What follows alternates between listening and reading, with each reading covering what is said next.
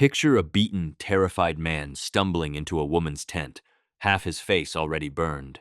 He thinks he's found somewhere to hide, but the tent he enters is the one he should have avoided the most. A woman is inside. She doesn't hesitate for even a second and puts an arrow through his neck as his face sets on fire.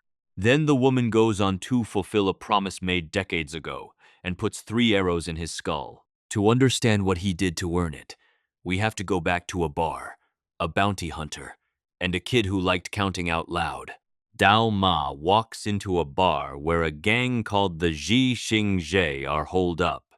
He doesn't draw a weapon. He pulls out the gang leader's own wanted poster and lays out the math calmly. The bounty on his head is 800 coins. Triple that, right now. And Dao Ma walks away and forgets he ever saw him. The leader isn't impressed. He's got 8 skilled men in the room, and Dao Ma's only got a kid with him, a boy named Shao Qi. Backing down in front of his own gang would ruin his reputation, so he orders the doors shut instead. Dao Ma tells Shao Qi to start counting to 10 and promises him every bad man in the room will be on the floor before he finishes. Shao Qi doesn't even get there. Dao Ma takes every man down except the leader, who's left begging and paying the tripled price just to survive. When someone asks how Dao Ma even found their hideout in the first place, he just shrugs. He says he was passing by. Dao Ma and Shao Qi head out toward a village next, cutting through a valley where they find the aftermath of a fight nobody talks about, bodies of men mixed in with the bodies of Rakshasas. The Rakshasas are the demons that live out in this desert alongside everyone else. While passing by, they run into an old man carrying an injured boy, begging for help against the Rakshasas still out there. Dao Ma isn't in the business of charity. He asks for 300 coins before he'll lift a finger. The old man's only got weapons to offer instead. Before that gets settled, Dao Ma spots something more interesting. A wanted poster offering 6,000 coins for a man marked with a double-headed snake tattoo. He takes that bounty instead. Meanwhile, out in a desert market town, a trader tries to sell a drug girl to a man named Mo. Mo refuses, furious at the trader for ruining her with drugs in the first place.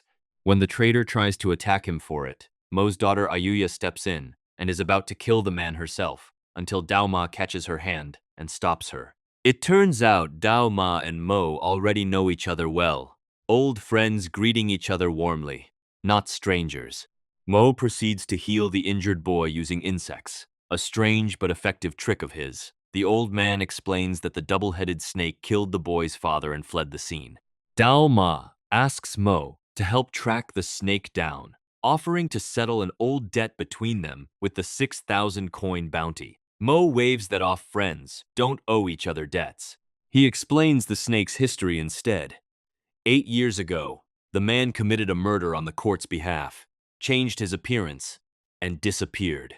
Mo confirms a man matching that tattoo was spotted 500 miles away, in Shizu town. He warns Dao Ma that the town is dangerous, controlled by a strict official named Chang Guiren, who won't take kindly to Dao Ma making an arrest on his turf. Dao Ma arrives in Shizu town and announces himself loudly at the local hotel, asking anyone with information about the double-headed snake to come forward. He settles in to wait. That night, the hotel owner's wife quietly worries they don't have enough money to cover rent, afraid they're about to lose the place. Dao Ma asks the hotel owner about the local hot springs, and the owner walks him straight to the government office to explain Chang Guiren shut down every spring in town except the one reserved for himself. Dao Ma isn't the type to accept that kind of answer. He beats down the guards and walks in anyway. Chang Guiren comes out to meet him, genuinely impressed by his fighting, and offers him a partnership. Let's rule the town together. Dao Ma turns him down flat. He prefers his freedom. On the way back, the hotel owner stops Dao Ma and asks him for money to save his hotel, in exchange for revealing the snake's real identity. When Dao Ma agrees, the owner tears open his own shirt to show a double-headed snake tattoo, claiming he's the man Dao Ma's looking for. Dao Ma isn't fooled for a second. He knocks the man down, telling him not to pretend to be someone he isn't. The real snake wouldn't be this weak. Back at the hotel, the owner's own son can't hide his disappointment in his father's cowardice. Before they can even finish packing to leave, Chang Guiren's men ride straight into the hotel to seize it, even though the rent deadline hasn't actually passed yet. Chang's son accuses them of harboring Dao Ma, calling it an act of rebellion. He attacks both the hotel owner's family and Dao Ma at the same time, but when the fighting starts, the hotel owner suddenly fights back with total precision, slaughtering the attacking men on his own because he actually is the real double-headed snake hiding in plain sight this whole time. Soon, everyone except Chang's son is left. Chang Guiran himself arrives. Dao Ma asks him to show justice, and then he might consider joining his ranks. So Chang proceeds to hang Sun for having failed to handle things properly. Then he confronts the snake directly. Dao Ma asks him to show justice. As the snake gets hanged as well, his son begs Dao Ma for help. Dao Ma refuses first, but at the critical moment, he cuts his ropes and hands him a weapon, but he's blunt about it. He's here for the bounty, not to be anyone's hero. A brutal three-way fight breaks out between Chang, the snake, and Dao Ma. Chang manages to fatally slash the snake, and Dao Ma finishes Chang off by stabbing him through the neck. Chang's last words are a warning. Killing a court official just made Dao Ma a most wanted man, and his life is about to become hell for it. Before leaving, Dao Ma hands the grieving son the hotel bill and tells him the man he was originally looking for was never actually here, a small mercy on his way out the door. Dao Ma is now carrying a 50,000 coin bounty, and it isn't long before people start coming for it. Ayuya ends up handling several of his pursuers herself, cutting them down before bringing Dao Ma back to Mo's town. There, Dao Ma meets someone new, a survivor with a mysterious, unexplained past, a man named Ji Shilang. The next day, Dao Ma and Ayuya head out into the wilderness, taking the first real steps toward challenging the ruling powers of Chang'an. With Ji Shilang now traveling under their protection, somewhere along the road, the group crosses paths with a bounty hunter named Shu, hauling his own carriage with a captive chained up inside a sharp-tongued, flirtatious woman named Yan Xinjiang. Shu's group is being attacked by a group of desert cultists who worship the Rakshasas. They are hunters who dose themselves with hallucinogenic drugs to numb their own pain and don't fear death at all. Ayuya draws her bow to jump in and help. Dao Ma stops her. He refuses to fight for free without a deal first. He ends up negotiating with Shu, of all people, and Dao Ma half jokes that his sword's going to break after 5 strikes if he doesn't let him help. Shu refuses at first, but then as his sword almost breaks, accepts Dao Ma's offer. Only then does he actually step in and slaughter the attackers. Once the fighting's over and Yan Xinjiang is brought back to the carriage, she stares hard at Dao Ma for a long moment. When Ayuya snaps at her to stop staring, she finally explains why she recognizes both Dao Ma and Ji Shilang from wanted posters that have been circulating, which means everyone in this group is now traveling together with a much bigger target on their backs than any of them realized. When Shu is asked as to why Yan Xinjiang is chained, he explains why he's out here in this stretch of wilderness. Yan Xinjiang had ran away from his own family with another man, humiliating the leader of the family publicly in the process. It's a small, ugly window into how little some of these powerful families actually value the women inside them, and it sits uncomfortably close to what's about to happen to Ayuya herself. Elsewhere, Pei Shiju, an assistant minister overseeing trade in the region, calls a meeting with the leaders of the 5 desert clans, Mo among them.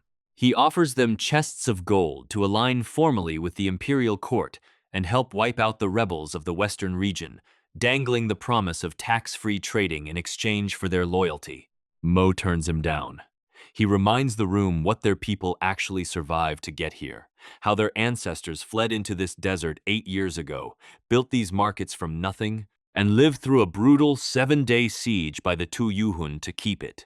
But there's something more to this peace offerings that Mo already knows, what accepting Pei Shiju's deal would actually mean. Knowing that war is now unavoidable, Mo returns home and makes a hard decision. He formally disbands his own loyal followers, releasing them from any obligation to fight for him, and tells them to go home to their families instead. His personal vanguard of women who he had protected as slaves refuse to leave anyway. They arrive and pledge to protect Mo to the very end, whether he wants that protection or not. He, Yishuan, from the Lai clan, arrives at Mo's town intending to kill him, demanding to know who's being hidden there. Mo won't answer him, and flatly refuses to ever let his daughter marry into He Yishuan's family, And then the fight begins. Elsewhere, Pei Shiju tells his own general that Mo's people are already finished, and that the other clans are about to tear each other apart before the night is even over. His real goal was never to destroy the clans outright, it was to push them into enough desperation that they'd hand Ji Shilang over to him voluntarily. He Yishuan kills Mo and sets a trap to capture Ayuya. Dao Ma and the group reach what looked like an abandoned town, only to find He Yishuan and members from the other 5 families. He demands Dao Ma's submission to him, as well as Ayuya, to be his bride, just as he throws Mo's severed head in front of them. Seeing this, Dao Ma snaps. Mo was a friend to him, never a master. And that distinction still matters even now that he's gone.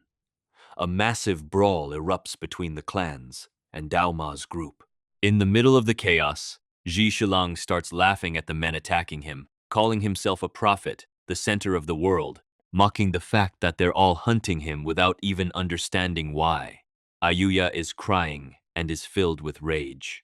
Yishuan tells her that her destiny is to become his wife, but it's then when she makes it very clear that she would rather die.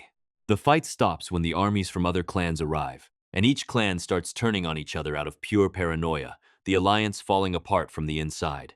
Dao Ma's group tries to retreat toward their carriage, but He Yishuan orders his men to open fire on it with arrows. In the chaos, Maier, the daughter of the clan leader of the Pihuo clan, is taken hostage by Yan Xinyang. Hence, the group manages to make the arrows stop for a while, but inside the carriage, Mayor taunts Ayuya, bringing up her father's death and describing how he was forced to his knees before he died. Eventually, Ayuya snaps, and she slices her throat in a rage, telling her flatly that the Mo family never kneels to anyone. Then, Ayuya makes her choice. She breaks free from the carriage, kisses Dao Ma goodbye, and rides off alone on horseback to draw the remaining pursuers away from the group. A real sandstorm hits almost immediately after, and the clan soldiers chasing her panic and scatter, convinced it's some kind of divine punishment for what's been done to Mo's family. From a cliff above the chaos, Ayuya starts picking off the remaining clan leaders one by one. But she can't hold that position forever. She eventually falls from her horse under a hail of arrows, badly hurt and alone in the middle of the storm. A mercenary army arrives out of nowhere in the aftermath, slaughtering what's left of the Pihuo clan's men. Soon only one family remains out of the 5, and it's of He Yishuan. As soon as the other armies are dealt with, He Yishuan sends his men after the wounded Ayuya. Back with Dao Ma, Ji Shilang finally reveals what's actually behind everything that's happened so far. He explains that he survived a massacre in Shizu town by hiding underneath a pile of corpses, the same town Dao Ma had passed through earlier, now burned to the ground by the court itself, purely to destroy any evidence connecting it to a movement called the Hua Yan Tuan. He lifts his sleeve to show leprosy scars spreading across his skin, admitting plainly that his time is running out either way. Ji Shilang explains that he'd once offered to surrender to the court himself on the condition that the 5 clans' markets be united and protected. Mo had refused that offer, certain the court would betray and slaughter them all eventually, no matter what promises were made. Meanwhile, Ayuya gets found, and just as she's about to get captured, General Pei Xingyan intervenes and saves her.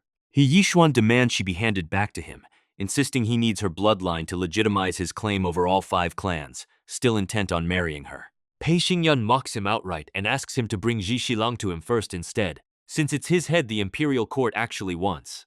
Unable to kill the general, they all go back to He Yishuan's base camp, where Xingyan takes care of her wounds and tells her how much he respected his father. Ayuya remains furious, but Xingyan remains supportive. Outside the tent, He Yishuan is getting restless. Soon Dao Ma's group arrives at the camp and also starts planning on how to save Ayuya. The tension rises, and He Yishuan finally decides to kill Xingyan. He orders his men to attack him and take Ayuya back by force. Xingyan fights back hard, but soon, He Yishuan's men overpower him. Just as he's about to get killed, the mercenary army shows up again, this time with direct orders to protect Xingyan. They surround the whole area, free the horses, and cut down He Yishuan's men without mercy. A defeated, stunned He Yishuan stumbles alone into Ayuya's tent, looking for anywhere to hide. She doesn't hesitate. She stabs him through the chest, finally making good on a promise she'd made to herself that he would die by her hand and no one else's. A flashback fills in why that promise existed in the first place. Years earlier, when Mo refused He Yishuan's proposal to marry Ayuya, He Yishuan murdered his own father to seize control of his clan, and Mo realized that his ambition would soon become very dangerous and cruel. Back in the present, a torch falls and sets He Yishuan's face on fire mid-fight, and he stumbles outside in agony. Dao Ma steps forward, ready to finish him off. Ayuya stops him. He Yishuan is her kill to claim, not his. She puts 3 arrows straight into his head, ending him instantly.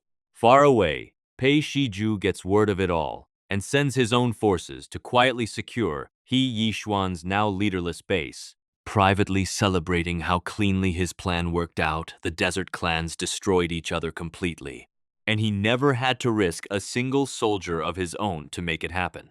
Out in the desert, Dao Ma asks Ayuya to come with him to Chang'an, promising to protect her the way her father would have wanted. Ayuya turns him down. She's done being anyone's responsibility. She's ready to forge her own path from here. The mercenaries who saved her life twice now approach with an offer of their own, join their ranks, and they'll make her stronger than she's ever been. Ayuya accepts and leaves with them. Dao Ma and the rest of his group, Xiao Qi, Shu, Yan Xinjiang, and Ji Shilang among them, continue on toward Chang'an without her. This whole story started with a guy collecting an 800-coin bounty in a bar. By the end of it, he's lost an old friend, picked up a whole group of people who started out as strangers or rivals, helped a dying prophet survive a manhunt across half the empire, and watched a woman avenge her father's murder with her own hands before choosing to walk away from him for good. If you like your action anime brutal, honest, and without a single wasted fight scene, let us know what you thought of Dao Ma's story down in the comments.